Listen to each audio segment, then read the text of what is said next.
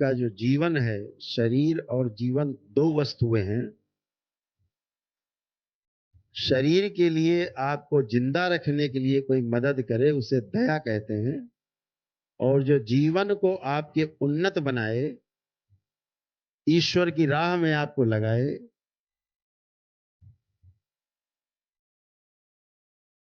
आपको मानसिक शांति दे, उसे कृपा कहते हैं। और यदि कोई व्यक्ति दया और कृपा दोनों करे, यानी आपके शरीर के लिए भी उसने व्यवस्था की, जिंदा रखने का प्रयास किया और जीना भी सिखाए, यानी दया भी की और कृपा भी की, तो उसे करुणा कहा जाता है। करुणा शब्द से परिभाषित किया जाता है कि करुणा की है प्रभु, आपने मुझ पर करुणा की है। हे गुरुदेव, आपने मुझ पर करुणा की। तो ईश्वर से हम करुणा कहते हैं ना, करुण पुकार करते हैं। तो इन तीन शब्दों का अर्थ ऐसा है, सुनने में एक जैसे लगते हैं, दया, कृपा, करुणा। हिंदी भाषा बहुत महत्व लिए हुए।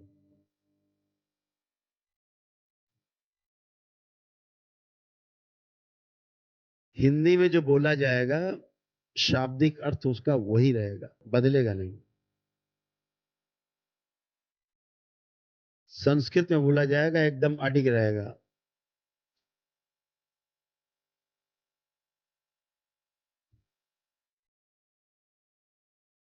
बड़ा थोड़ा विषयांतर होगा, लेकिन एक गौरव की बात है कि यह देश, हमारी संस्कृति में संस्कृत भाषा का बड़ा महत्व रहा है। आज आपको जान के इस बात का गर्व होगा कि एक नई विद्या आई है अभी बाजार में, टेलीविजन और उससे चल रहा है खूब मोबाइल पे। एक मोबाइल विद्या और आ गई है कि आपको यही नहीं पता लगेगा, आपकी फोटो वीडियो पता नहीं क्या क्या बना के क्या कर देंगे। आप कहोगे हम तो कभी किए नहीं, तो बना के दिखा देंगे। उसको बोलते हैं AI, आर्टिफिशियल इंटेलिजेंस।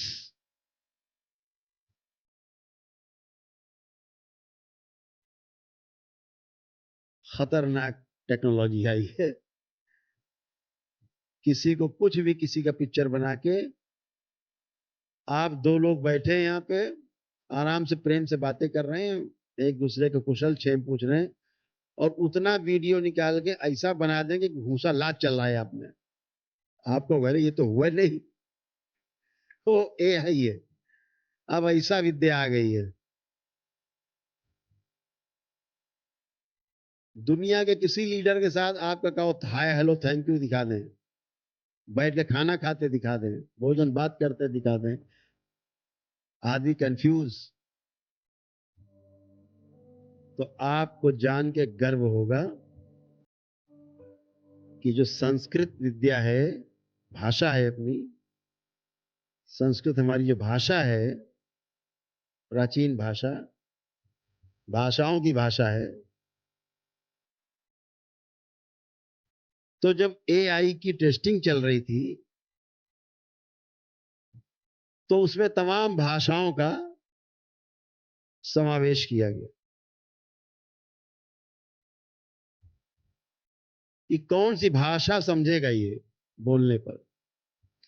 दुनिया की सभी भाषाएं फेल हो गई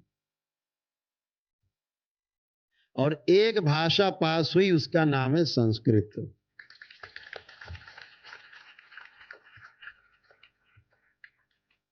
कि बोलो कुछ और अर्थ उसका कुछ। तो जो प्रोनाउंसिएशन है, जो जो उच्चारण है, तो बोले BUT बट, तो PUT, तो पट होता नहीं, वो बोलते हैं अंग्रेजी में पुट। तो पीयूटी बोले पुट, तो बगल में लिखा बीयूटी, अब हो जाएगा बुट। तो जो सामने कंप्यूटर है वो कंफ्यूज हो जाएगा। तो संस्कृत भाषा को ही प्राथमिकता मिली, एआई में उन्होंने प्रयोग किया है। 100% परिणाम केवल संस्कृत भाषा से आए। ऐसे हमारे देश के हमारे विद्वान, हमारे ऋषि मुनि, हमारे पूर्वज थे, महर्षि, उन्होंने संस्कृत विद्या का, संस्कृत भाषा का ज्ञान हम लोगों को दी।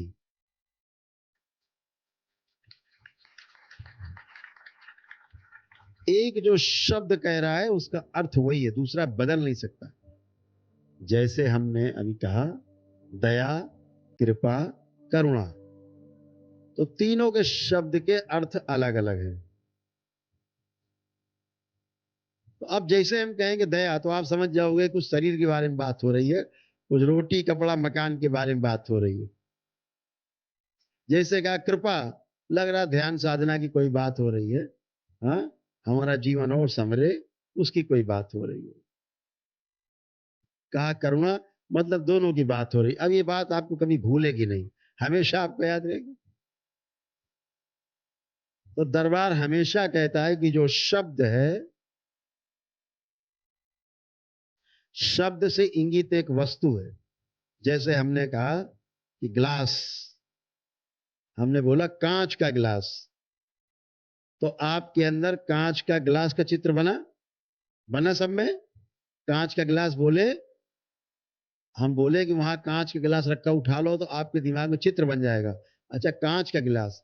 और अगर वहां स्टील का रखा होगा तो आपके अंदर मैच नहीं करेगा, तो आप वहां से कहोगे गुरुजी यहाँ तो है ही नहीं कांच का गिलास। क्यों नहीं है? क्योंकि कांच का गिलास आपने पहले देखा हुआ है,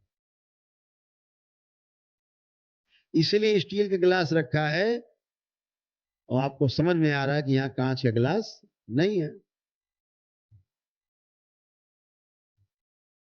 तो शब्द और शब्द से इंगित वस्तु और वस्तु में निहित अर्थ, उस वस्तु में अर्थ क्या छिपा हुआ है?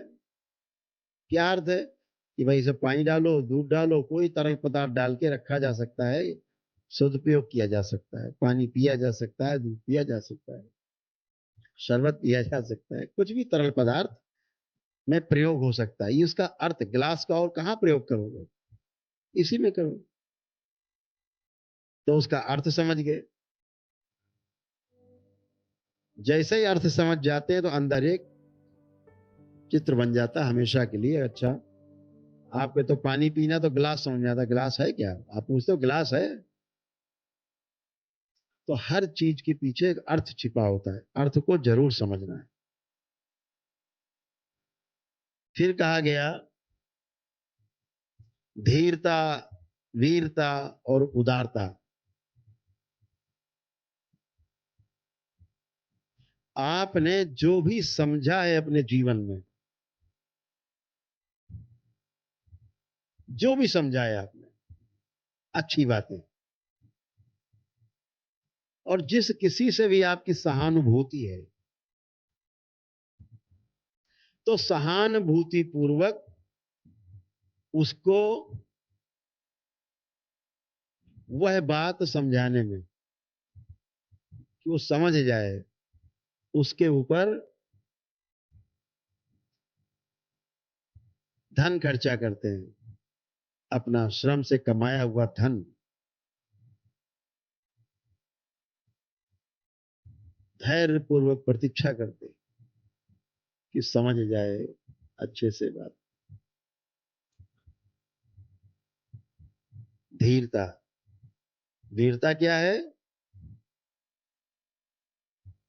आप स्वयं लग करके जो समझा है उसको समझाने में लग जाएं, उसको सहानुभूति पूर्वक। धन नहीं खर्चा कर रहे हैं, लेकिन केवल पढ़ा रहे हैं, शिक्षा दे रहे हैं। जो बात आपने समझी है, जीवन में अनुभव किया है, वो उसको अनुभव करा ले जाएं, इसको वीरता कहा गया है। तलवार लेके किसी की सर उतार देना, ये वीरता में श्रेणी में महापुरुषों ने नहीं कहा है। अच्छी बात आप तक पहुंचा देना, आपको अनुभव करा देना, तलवार लेके किसी को लूट लेना वीरता नहीं। किसी का राजपाट लूट लेना वीरता नहीं।